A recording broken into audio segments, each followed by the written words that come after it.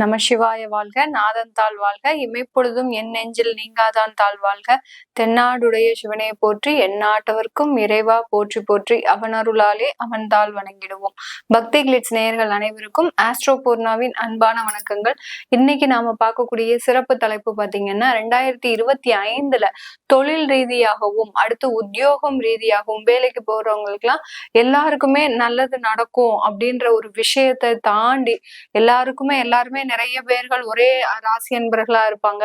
அந்த ராசி அன்பர்கள்ல நிறைய பேர் நல்லா இருப்பாங்க, நிறைய பேர் ஒரு தேவையில்லாத பிரச்சனைகள்ல இருப்பாங்க. இந்த மாதிரியாக இருக்கக்கூடிய தருணத்துல இந்த 2025 பொதுவாக ஒவ்வொரு ராசி அன்பர்களும் வணங்க வேண்டிய தெய்வங்கள், செல்ல வேண்டிய கோயில்கள், அடுத்து பாத்தீங்கன்னா வீட்டுல எவ்வளவு எளிதா நம்ம தெய்வ வழிபாடு பண்ணுனா நமக்கு தேவையான பிரச்சனைகள் தீரக்கூடிய ஒரு நேரமாக இருக்கும். ஏன்னா நமக்கு அப்பப்போ சில பிரச்சனைகள் புதிதாக தோன்றும். அந்த மாதிரியான ஒரு பிரச்சனைகளுக்கு நம்மளுக்கு இம்மிடியட் ரிலீஃப்ன்றது நமக்கு எந்த தெய்வம் கொடுக்க போகுது அப்படின்றதுதான் நம்ம இந்த பதிவுல தெளிவா பார்க்க போறோம்.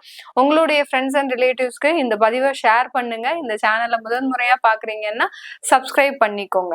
மகர ராசி அன்பர்கள் 2025 சனி பெயர்ச்சியாக போது ஏழரை சனியினுடைய முடிவுல இருக்கிறீங்க. இந்த ஏழரை சனியில சந்தித்த பலவிதமான இன்னல்களுக்கும் தீர்வு இந்த 2025 இந்த மகர ராசி அன்பர்களுக்கு ஒரு முழு ஆதாயமாக தான் கிடைக்க போகுது. எதெல்லாம் இழந்தீங்களோ, வேலை சம்பந்தமாக அதிகப்படியான ஒரு அவமானத்தை சந்திச்சவங்க, எவ்வளவோ எக்ஸ்பீரியன்ஸ் இருந்தும் திறமைகள் இருந்தும் அங்க உயர் அதிகாரிகள் கிட்ட ஒரு தலைகுனிந்து நிற்கக்கூடிய ஒரு சம்பவங்கள்லாம் நடந்திருக்கும். இந்த 2025 உங்களுக்கு உண்டான ஒரு வருடமாக தான் இருக்க போகுது. அதற்கு சில தெய்வ வழிபாடின் மூலமாக உங்களை தற்காத்து கொள்வதற்கு, ஏன்னா எதிரிகள் தொந்தரவு இந்த மகர ராசி என்பர்களுக்கு நிறைய பேருக்கு இருக்கு. அந்த எதிரிகள் தொந்தரவுல இருந்து நீங்க உங்களை தற்காத்து கொள்வதற்கு உங்களுக்கு நேரங்கள் சாதகமாக இருந்தாலும் கல்லடிப்பட்டாலும் கண்ணடிப்படக்கூடாது அப்படின்னு சொல்ற வாசகத்திற்கு ஒரு இணையாக தான் அந்த நேரங்கள் சாதகமாக இருந்தாலும் கூட அந்த எதிரிகளின் தொந்தரவு இந்த மகர ராசி என்பவர்களுக்கு மிக அதிகமாக இருக்கிறதுனால இந்த 2025 நீங்க வழிபட வேண்டிய தெய்வம், செல்ல வேண்டிய கோயில் பாத்தீங்கன்னா சென்னையில இருக்கக்கூடிய காளிகாம்பாள் கோயிலுக்கு நீங்க அதிகப்படியான ஒரு பிரார்த்தனைகளை வச்சுக்கணும். காளிய அதிகமாக பிரார்த்தனை செய்யுங்க. எந்த இடத்துல எந்த ஊர்ல பிரத்யங்கரா பீடம் இருக்குதோ, அதாவது பிரத்யங்கரா கோயில் இருக்கும், அங்கேயே பீடமும் இருக்கும். அந்த பிரத்யங்கரா கோயிலுக்கு சென்று நீங்க வழிபாடு பண்ணுங்க. அந்த வழிபாடு பண்ணும்போது சில பிரார்த்தனைகளை நீங்க அங்க வச்சுக்கோங்க.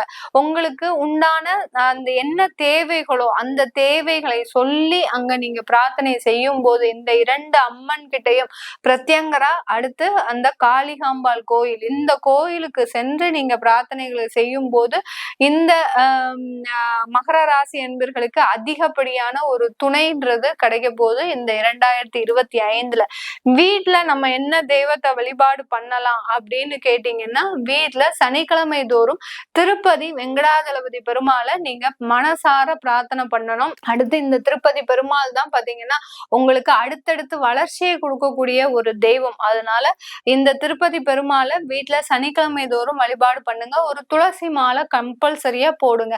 போட உங்களுக்கு இருக்கக்கூடிய பாவங்கள் எல்லாமே அவர்கிட்ட நம்ம சாத்துறோம். எங்க இருக்கக்கூடிய கர்மாக்களை எல்லாத்தையுமே அவர்கிட்ட கொடுக்குறோம். அப்படி இருக்கும்போது அவரே எல்லாத்துக்குமே பொறுப்பெடுத்து உங்களுக்கு உண்டான வளர்ச்சியை கண்டிப்பாக கொடுக்க போறார் இந்த மகர ராசி என்பர்கள். மகர ராசி என்பர்கள் நான் சொன்னேன் இல்லையா, இந்த காளிகாம்பாள் கோயிலுக்கு போகணும், இல்ல ஒரு பிரத்யங்கரா கோயிலுக்கு போகணும், இந்த மாதிரியான உக்ர தெய்வங்களை வழிபாடு பண்ணணும்.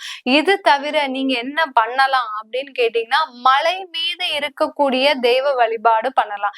எந்தெந்த ஊர்ல எல்லாம் மலை இருக்கோ அந்த இடத்துல போய் நீங்க மலை ஏறும் போது நடந்தே செல்லணும். நடைப்பயணமாக சென்றீங்கன்னா கண்டிப்பா உங்களுடைய பிரார்த்தனை நிறைவேறும். திருவண்ணாமலைன்றது பாத்தீங்கன்னா கிரிவலம், அங்க மலை மீது கிடையாது. அதாவது லக்ஷ்மி நரசிம்மர் கோயில், அதாவது ஷோலிங்கர் நரசிம்மர் கோயில், அடுத்து திருப்பதிக்கே மலையில நடந்து செல்லக்கூடிய ஒரு வாய்ப்புகள்லாம் இருக்கு. அந்த மாதிரி போலாம். இந்த மாதிரி மலை மீது இருக்கக்கூடிய ஸ்தலங்களுக்கு நடைப்பயணமாக சென்று உங்களுடைய பிரார்த்தனைகளை நிறைவேற்றினாங்கன்னா கண்டிப்பாக இந்த மகர ராசி என்பர்களுக்கு மேலும் மேலும் வளர்ச்சிகள், அந்த எதிரிகளினுடைய தொந்தரவுகள், கடன் தொந்தரவுகள் எல்லாமே குறைவதற்குண்டான ஒரு வருடங்களாக தான் இந்த 2025 இருக்க போது மகர ராசி என்பர்களுக்கு. இந்த தெய்வத்தின் பிரார்த்தனையின் மூலமாக உங்களுடைய வளர்ச்சியை மிக சுலபமாக அடைய போறீங்க. அதற்கு நாமும் மிக ஆத்மார்த்தமான ஒரு பிரார்த்தனையை செய்வோம். உங்களிடமிருந்து விடைபெறுவது உங்கள் ஆஸ்ட்ரோ பூர்ணா. நன்றி, வணக்கம்.